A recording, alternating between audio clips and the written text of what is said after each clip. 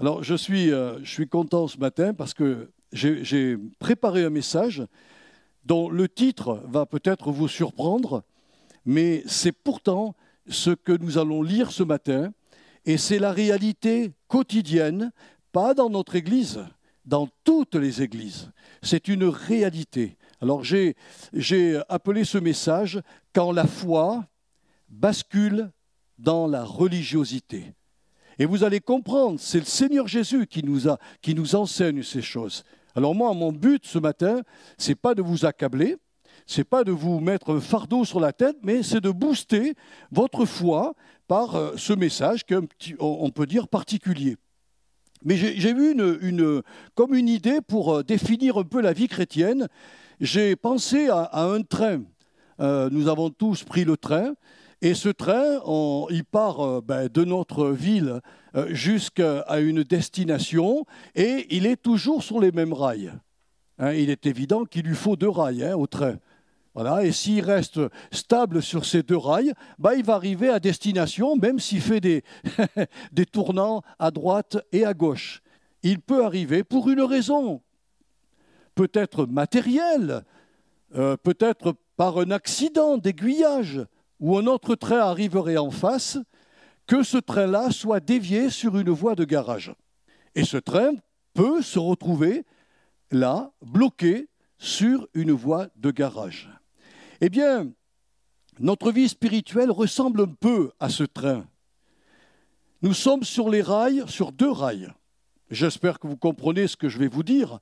Nous sommes sur le rail de la foi et de l'amour. Il n'y a pas d'autre chose.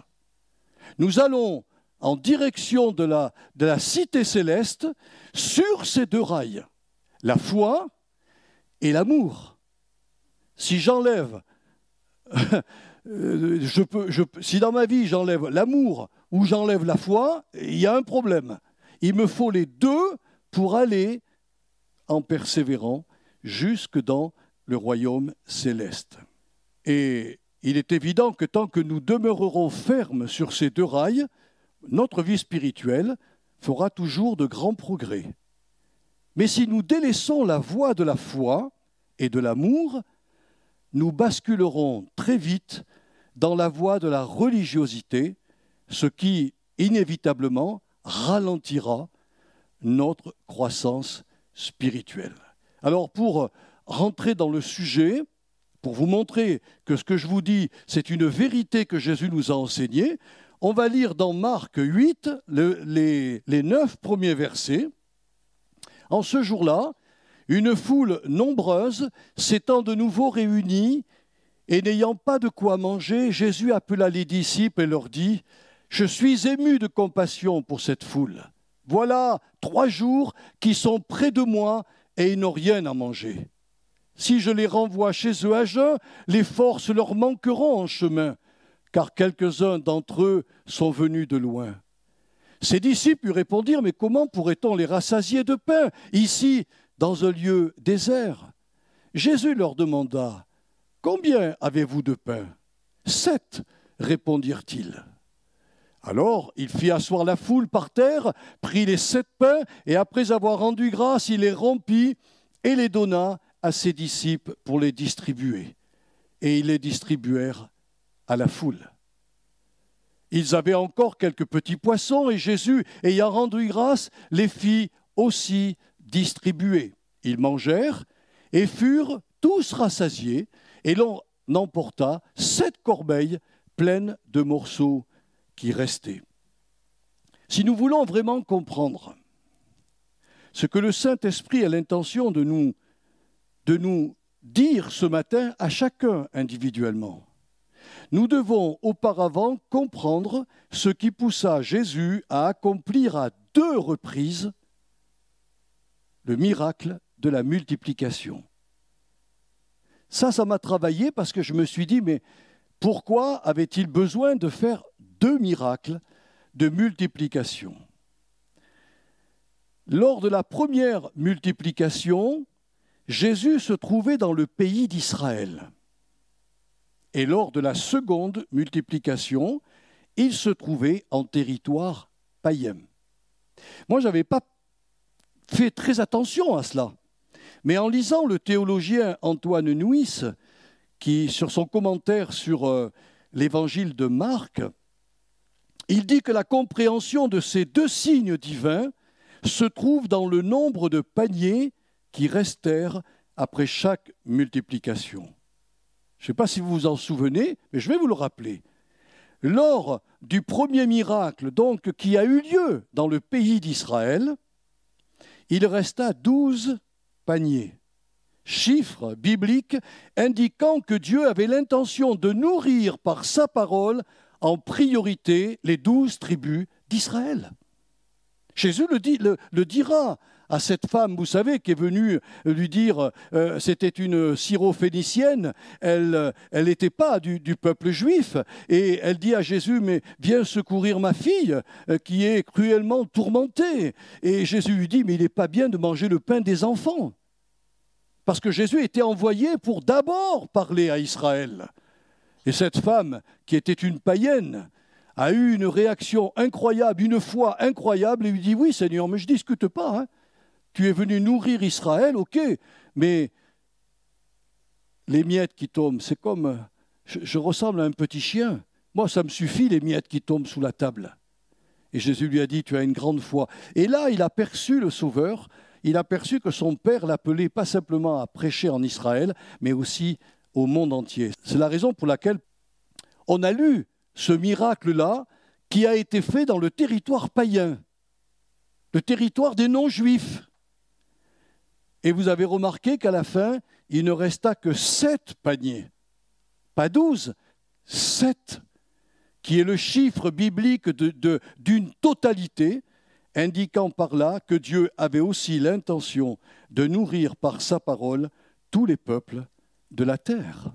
Donc, toutes les nations sont invitées à se nourrir à la fois du pain nécessaire pour leur corps physique, mais également du pain pour nourrir leurs âmes, et que prononce Jésus, le Fils de Dieu, dans les Saintes Écritures. À l'époque, ils avaient la parole faite chair devant eux. Je ne sais pas si vous vous imaginez un peu le théâtre. Cette parole qui avait créé le monde entier est là, en chair et en os, devant eux. Ils l'ont touché, ils l'ont embrassé, ils ont mangé ensemble, ils ont dormi ensemble, ils ont ri ensemble, ils ont eu de l'humour ensemble. J'en suis convaincu, notre Sauveur était plein d'humour. Alors je voudrais vous dire, mes frères et sœurs, que l'émulation est à la base de la vie de la foi. Si vous prenez le temps de relire les 2 récits de ces 2 miracles de multiplication, vous vous apercevrez que les foules de gens venaient de partout pour écouter Jésus. Mais elles ne venaient pas simplement nonchalantes. Je voudrais bien que ce matin vous m'écoutiez et que ceux qui vont entendre ce message sur Internet, en Afrique ou ailleurs, puissent ouvrir grand les oreilles. Les gens qui sont venus pour entendre Jésus étaient saisis d'une émulation. L'émulation, c'est le zèle, hein, mais le bon zèle. Pas la jalousie. C'est ce qui me pousse à être semblable à celui qui me parle, à celui qui m'annonce une parole. Je suis dans une émulation, je suis dans une joie, dans un zèle qui va me pousser à délaisser temporairement mes occupations de la terre et de prendre le temps d'ouvrir mon âme aux paroles du Fils de Dieu, émerveillé d'être des réceptacles pour la parole de vie, capable de transformer mon quotidien. Si vous m'écoutez avec attention, regardez comment vous réagissez. Regardez comment ces gens réagissaient. Ils se bousculaient, ils n'avaient rien à faire de la nuit, rien à faire des préoccupations du monde. Ils avaient soif, ça me fait penser au temps où je me suis converti. Alors évidemment, je prends mon cas, mais c'est pas mon cas qui compte. Mais je me souviens que sur le chantier où j'étais, puisque j'embauchais de très bonne heure le matin, À 5 heures, il y avait Christ vous appelle, qui durait un quart d'heure. Tous les jours, j'étais avec mon poste de radio, avec une soif, une émulation de recevoir de Dieu sur mon lieu de travail la parole pour cette journée dans laquelle je travaille, la journée de travail. Et tous les jours, c'était ça. Les camarades de travail allaient boire un café, ils allaient casser la croûte. Et moi, je partais au fond du chantier et j'écoutais « Christ vous appelle ». Vous ne pouvez pas vous imaginer. C'est des moments que j'ai vécus personnellement, mais c'est exactement ce que vivait cette foule. Aujourd'hui, vous avez un peuple de Dieu, il faut le reconnaître, que la grande partie du peuple de Dieu vient presque par contrainte en disant « encore un culte aujourd'hui », mais il faut venir avec l'émulation que je vais recevoir de Dieu, quelque chose, au travers de la prédication, au travers peut-être d'un don spirituel. Oui, ces foules expérimentèrent le même feu qui brûlait chez les disciples d'Emmaüs. Vous vous souvenez de ce qu'ils ont dit lorsque Jésus leur est apparu? Ils ne l'ont pas reconnu, mais quand il a rompu le pain et qu'il a pris le saint repas avec eux et qu'il a disparu, il leur a dit « Mais notre cœur ne brûlait-il pas au-dedans de nous quand il nous parlait des Écritures ?» Mes frères et sœurs, les merveillements de Dieu, les merveillements de Jésus, les merveillements du Saint-Esprit créent en moi une émulation. J'ai soif de connaître, j'ai soif de recevoir. Si les gens avaient cette soif, mais les églises seraient pleines, mais archi pleines. Et les prédicateurs seraient remplis de l'Esprit au point de leur donner à tous la parole dont ils auraient besoin. Malheureusement, voilà, j'en viens au but de mon message, ce ne fut pas le cas des disciples du Seigneur, qui eux n'étaient plus dans l'émerveillement des paroles de grâce qui sortaient de la bouche de Jésus. Ces disciples-là, vous allez le voir, hein, ce n'est pas moi qui le dis, c'est le Seigneur, ont basculé. Ils ont quitté la vie de la foi et de l'amour, l'émulation et le zèle pour la parole de Dieu, et ils ont basculé sur la voie de la religiosité. Oh, ils étaient bien présents dans toutes les réunions charismatiques que Jésus organisait. Ils étaient là. Mais leur cœur était préoccupé par d'autres choses. C'est la raison qui poussa Jésus à réagir à leur comportement. Voilà ce qu'il va leur dire, c'est dans la continuité de Marc 8, il va leur dire ceci. « Pourquoi raisonnez-vous sur ce que vous n'avez pas de pain? Êtes-vous encore sans intelligence et ne comprenez-vous pas? Avez-vous le cœur endurci ?» Littéralement, ça veut dire le cœur aigri, refusant de comprendre. « Ayant des yeux, ne voyez-vous pas? Ayant des oreilles, n'entendez-vous pas? Et n'avez-vous point de mémoire ?» Vous vous rendez compte, mes frères et sœurs? Quand j'ai rompu les 5 pains pour les 5000 hommes, combien de paniers pleins de morceaux avez-vous emporté? 12, leur répondit-il. Et quand j'ai rompu les 7 pains pour les 4000 hommes, combien de corbeilles pleines de morceaux avez-vous remporté? 7, répondirent-ils. Et il leur dit, ne comprenez-vous pas encore? Ils étaient fermés à l'enseignement du Christ. Ils n'arrivaient plus à comprendre ce qui se passait. Ces gens qui venaient de partout, qui se bousculaient, qui voulaient entendre le Messie. Vous vous rendez compte, le Messie était là. Voyez-vous, mes frères et sœurs, nous aussi, nous sommes susceptibles de basculer de la vie de la foi qui a soif d'écouter la parole de Dieu et qui ouvre son âme pour recevoir du Saint-Esprit la nourriture nécessaire à notre croissance. Oui, on est susceptible de basculer vers la croyance purement religieuse. Or, et c'est là où je veux en venir ce matin, or la croyance, a écrit le théologien Nuis, est un système de pensée cohérent, mais écoutez bien, un système de pensée cohérent, logique, mais clos. Moi, ça m'a frappé. C'est exactement ce qu'est la religion. un système de pensée cohérent, mais clos. Or, qui dit clos, dit fermé et hermétique à tout ce qui vient de l'extérieur, comme à toute parole sage, raisonnable, équilibrée et logique, venant soit de la Sainte Bible, soit des prédicateurs de la chair de l'Église, soit d'amis chrétiens. Quand on a basculé dans la religiosité, on est clos, on est fermé, on est hermétique, on n'écoute rien, on suit son idée. Je suis devenu un croyant religieux. C'est horrible. C'est horrible, mes frères et sœurs. Mais si ces histoires sont écrites, Jésus leur a dit, mais vous ne comprenez rien, mais vous êtes fermés, mais vous ne voyez pas ce que j'ai fait dans les 2 miracles. Un miracle pour Israël, un miracle pour le monde païen. Et vous discutez entre vous, vous êtes préoccupés par d'autres choses. Et quand je vous parle, méfiez-vous du levain des pharisiens, vous ne comprenez pas. Le levain des pharisiens, ce n'était pas la nourriture, c'était l'enseignement qu'il leur donnait.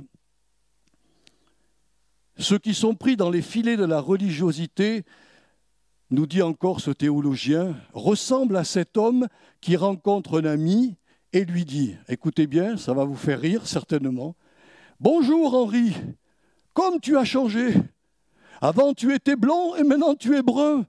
Tu étais grand et tu es devenu tout petit. Tu étais fort et te voilà gringuelé.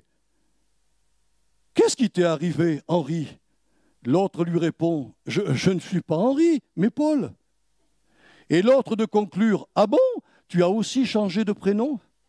Mes frères et sœurs, quand on réfléchit à ce que cette histoire nous raconte, voilà comment le chrétien qui a basculé dans la religiosité se comporte. Rien n'entre, il ne comprend rien. Ma maman a eu la maladie d'Alzheimer. Et la maladie d'Alzheimer a la particularité, c'est que tout ce qui est à l'intérieur, mais tout ce qui est à l'extérieur ne rentre plus à l'intérieur. C'est le cerveau qui est en train de se désagréger. Et ma maman, quand elle a terminé sa vie, son cerveau n'était pas plus gros que ça, et il était rempli d'eau tout autour. C'est le phénomène de la dégénérescence du cerveau. Mais il n'y a plus rien qui rentre. À partir du moment où la maladie s'est installée, il n'y a plus rien qui rentre. On se souvient du passé, on peut revenir même dans son enfance, se souvenir de choses incroyables, mais quand vous essayez de parler avec une personne en Alzheimer, son esprit est clos, hermétique, fermé. J'ai bien peur que beaucoup d'enfants de Dieu, malheureusement, ont aussi l'esprit fermé. Pourquoi je vous dis ça? Combien s'émerveillent encore des paroles de foi que le Saint-Esprit est prêt à leur communiquer en pleine réunion. Qui vient à la réunion avec le cœur enflammé et en disant « Seigneur, waouh, ce matin tu me parles !» Imaginez, c'est ça que le Seigneur attend de tous ses enfants. Il est prêt à déverser dans nos cœurs des paroles.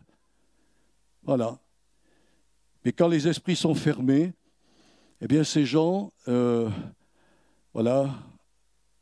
esprit ne reçoit rien de la Bible, ne reçoit pas du tout les prophéties, alors encore moins les prédications, et encore moins de la communion fraternelle, c'est-à-dire de nos frères et sœurs dans la foi.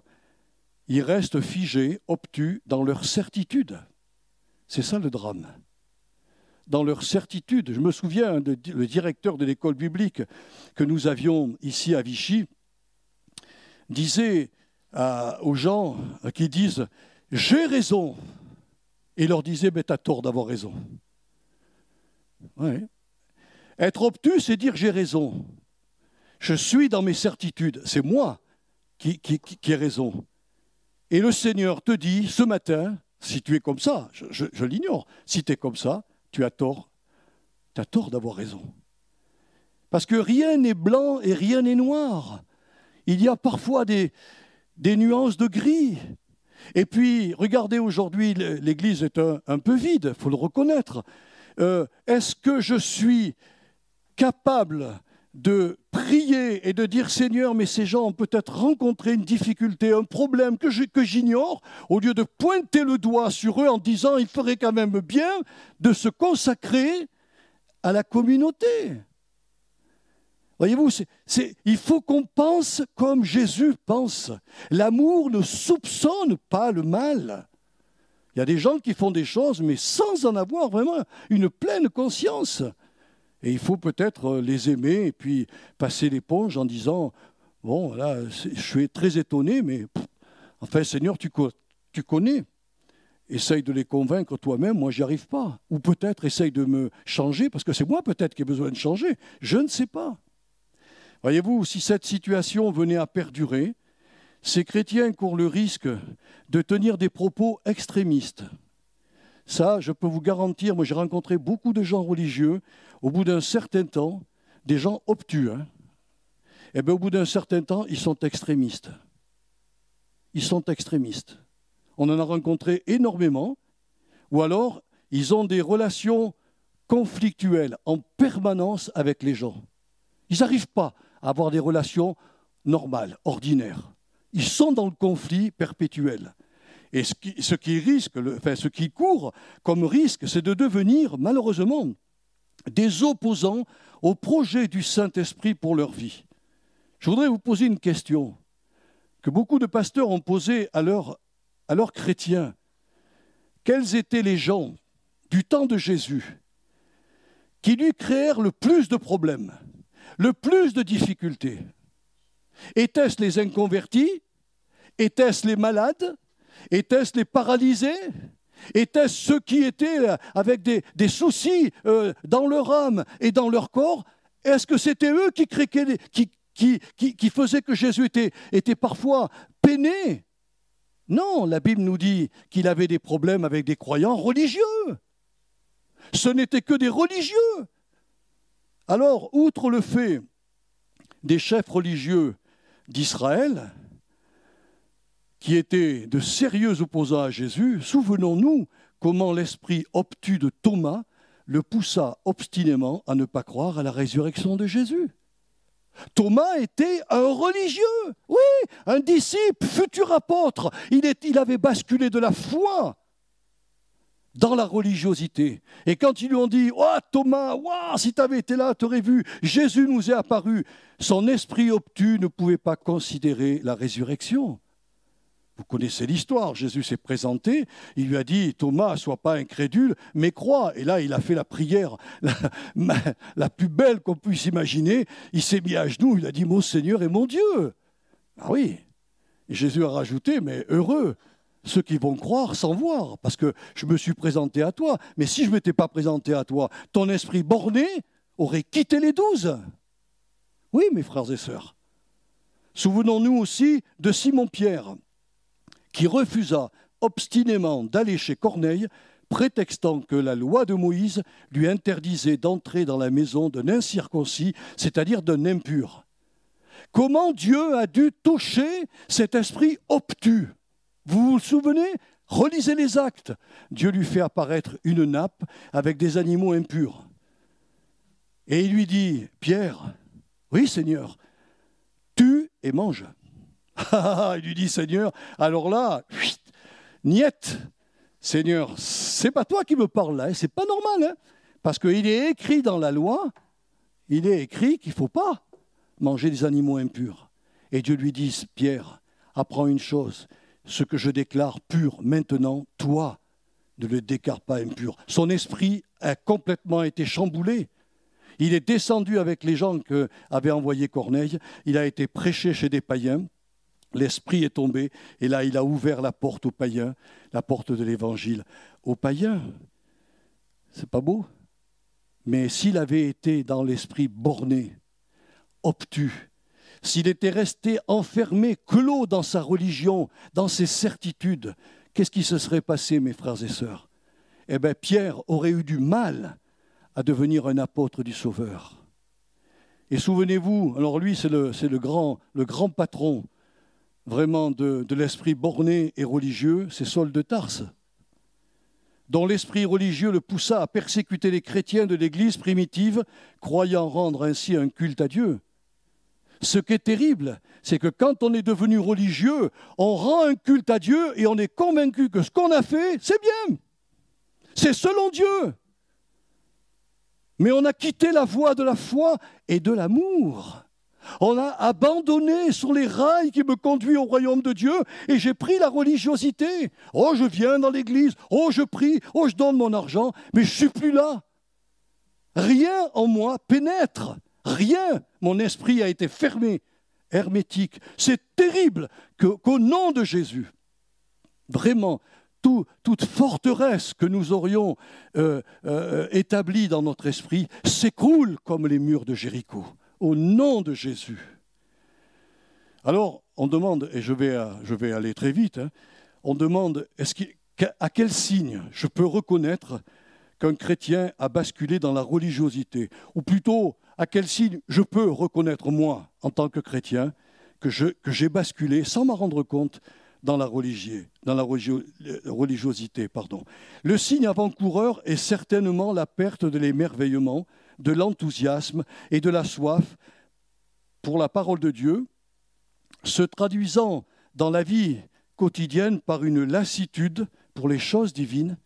J'ai trouvé dans la Bible un verset où Dieu dit à Israël, « Israël, tu t'es lassé de moi. » Je n'avais jamais vu ça, moi. C'est Dieu qui dit à Israël, « Tu t'es lassé de moi. Tu n'es plus émerveillé par ma personne. » Vous vous rendez compte ? Et surtout, il y a une tristesse dans l'âme qui nous suit en permanence. Et je me suis demandé, moi, pourquoi le chrétien religieux devient triste. Oh, la raison, elle est simple. C'est comme le Saint-Esprit c'est incarné en nous et qu'il est présent dans tout mon être.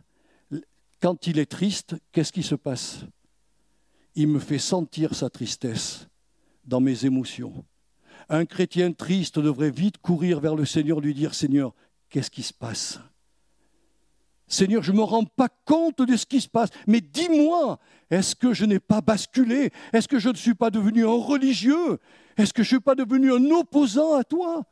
Oh Seigneur, tu me fais sentir une tristesse qui est peut-être une tristesse selon Dieu pour me conduire à la repentance. » Voilà, ça c'est le premier signe avant-coureur.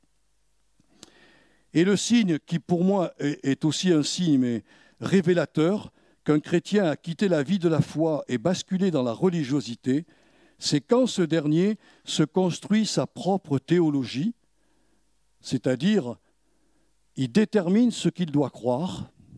Vous vous rendez compte? Il détermine ce qu'il doit croire et qu'il définit son propre programme de consécration, ce que je dois faire.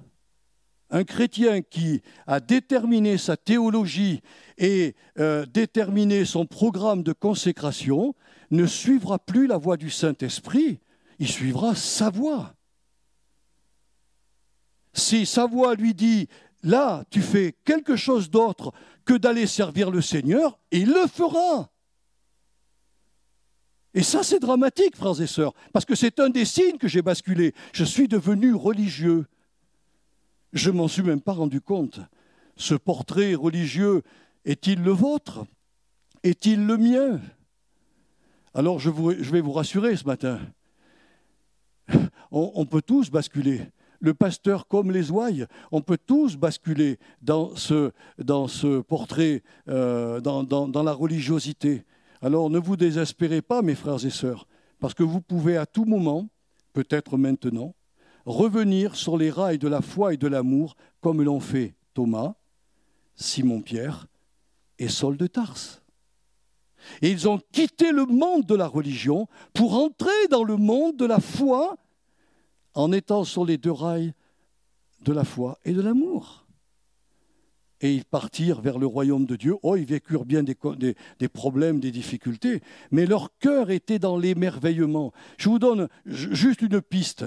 Vous vous souvenez, Paul et Silas, qui furent battus parce qu'ils avaient délivré quelqu'un d'un esprit mauvais. Évidemment, celui qui était le marchand, qui se servait de cet homme pour gagner de l'argent, il n'était pas content. Ils ont fait battre Paul et Silas et ils les ont mis en prison. Et vous savez ce qui s'est passé à minuit? Ils étaient tellement remplis de cette sainte émulation pour le Seigneur qu'émerveillés de la gloire de Dieu, ils ont chanté des cantiques. Et Dieu est intervenu. Boum! Les prisonniers ont vu leurs chaînes tomber, les portes s'ouvrir et le geôlier a dit « Waouh, ils sont tous partis !» Il a voulu se tuer. Et Paul lui a dit « Ne te fais pas de mal, nous sommes tous ici. » Et cet homme a réclamé le salut. Vous connaissez la suite, lui et sa famille, ils ont été sauvés. L'émerveillement dans une circonstance tragique, dans une prison qui sentait mauvais, après avoir reçu des coups de poing et peut-être le visage en sang, nous ne le savons pas, avec une prison où il y avait des rats, où c'était vraiment, il n'y a pas de lumière à l'époque, où c'était vraiment insalubre, et bien la joie et l'émerveillement d'appartenir au Fils de Dieu, ils le diront d'ailleurs. Nous avons été heureux d'avoir été battus pour le nom de Jésus. Frères et sœurs, quand vous pouvez parler comme ça, si vous êtes insultés pour le nom de Jésus, eh bien, soyez joyeux. Rendez grâce au Sauveur, vous êtes sur ses traces. Vous lui ressemblez. Oh, que le Seigneur soit plein d'amour. Alors, je termine avec simplement cette parole. Comment rester stable sur les rails de la foi et de l'amour? Eh bien, le passage parallèle à nos deux miracles de multiplication se trouve dans l'Ancienne Alliance, à l'époque où les Israélites durent se nourrir 40 années avec la manne céleste. Ce qu'ils firent pour ne pas mourir de faim, nous devons fidèlement le faire nous aussi pour ne pas dévier de la voie de la foi et de l'amour. Que firent ces familles? Eh bien, journellement, sauf la veille du Shabbat, où ils prenaient 2 fois plus de manne qu'un jour normal, parce que c'est ça la gloire de Dieu. La veille du sabbat, il fallait en prendre pour le jour du sabbat. Le jour du sabbat, on ne partait pas dans le désert chercher la manne, on en avait pris le vendredi de réserve. Voilà, on en avait pris suffisamment et ça ne pourrissait pas. Quand on en prenait trop, à la fin de la journée, qu'on voulait récupérer un peu de manne pour le lendemain, hop, il s'était pourri. Le Seigneur est incroyable. Mais chaque famille, voyez-vous, devait faire ce rituel tous les jours. C'était un saint rituel. Il le faisait non par contrainte, mais motivé par l'émerveillement du Dieu d'Israël. Parce que quand ils ont dit « qu'est-ce que c'est ?» c'est la traduction du mot « manne ». La manne, ça veut dire qu'est-ce que c'est? Mais ils avaient tout ce qu'il fallait dans cette manne pour nourrir leur corps. Ils étaient dans le désert, alors de temps en temps, Dieu leur envoyait des cailles, ils mangeaient de la viande, mais en tout cas, leur grand plat de résistance, c'était la manne. Eh bien, nous aussi, si on est émerveillé d'entendre Dieu nous communiquer des paroles qui vont répondre à tous nos besoins, il nous faudra chaque jour de notre existence nourrir nos esprits avec les outils que le Saint-Esprit met à notre disposition, c'est-à-dire la lecture des Saintes Écritures, la réflexion mentale, ce qu'on appelle la méditation de nos lectures, c'est-à-dire réfléchir. Pas simplement lire, mais réfléchir sur le texte et dire « Seigneur, explique-moi, Seigneur, ça, pour ma vie. Tu peux me dire ce que je viens de lire, si ça correspond à ma vie ?»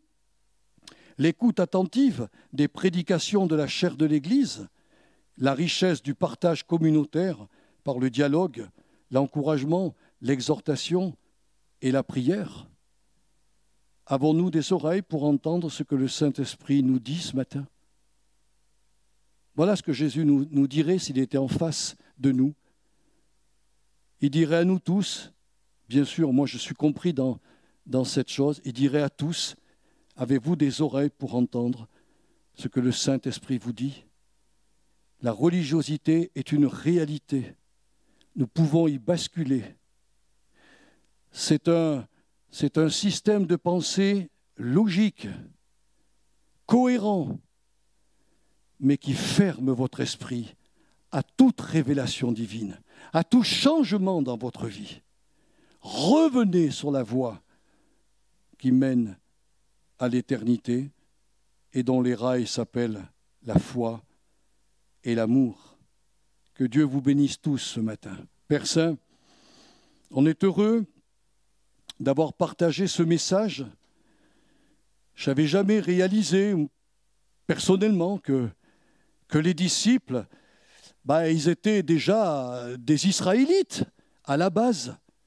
Combien ça leur a été difficile d'entrer dans la vie de la foi, où l'esprit reste ouvert, où l'âme ouvre les mains pour recevoir de toi ta parole, l'accueillir, s'émerveiller de toi. C'est extraordinaire, Seigneur. Se nourrir de cette sainte parole, mais ne pas préparer notre propre théologie, ni notre programme de consécration. Tout est écrit dans la Bible. Tu as dit, je bâtirai mon église. Et quand vous venez à moi et que je vous ai sauvé, je vous ai rendu juste et saint, c'est-à-dire consacré. C'est fait. On n'a plus qu'à entrer dans cette démarche, devenir ce que nous sommes en toi, tout simplement. Ce n'est pas facile, je reconnais qu'on a parfois des hésitations. Bénis mes sœurs, bénis mes frères, bénis ceux qui vont écouter ce message, éclaire-les. Parce qu'à tout moment, comme toi-même tu l'avais dit, que celui qui est debout prenne garde de tomber, à tout moment, un chrétien peut, à cause de circonstances difficiles, à cause de maladies, à cause de problèmes, de difficultés, basculer dans la religiosité. Et là, c'est terrible, parce qu'on peut devenir presque tes ennemis, Seigneur. On peut s'opposer à ton message, on peut résister au Saint-Esprit, on peut faire pleurer le Saint-Esprit en nous. Alors, Seigneur, je sais que tu nous as parlé ce matin, et je te remercie. Parce que, Seigneur, il y a des paroles qui vont transformer nos cœurs, qui vont éveiller notre conscience et qui vont nous permettre, si nous avons basculé, de revenir ou de reprendre, Seigneur, les rails de la foi et de l'amour pour continuer en direction du royaume de Dieu. Que ton nom merveilleux soit béni par Jésus notre Sauveur.